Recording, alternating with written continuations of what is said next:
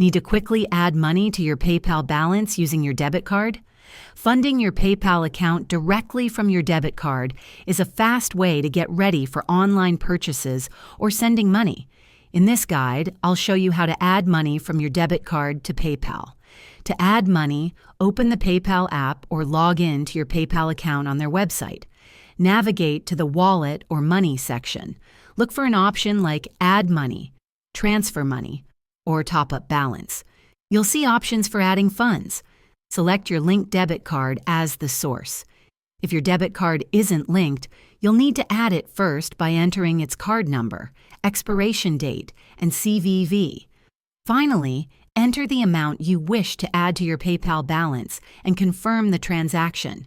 Transfers from a debit card to PayPal are usually instant, making the funds immediately available for use.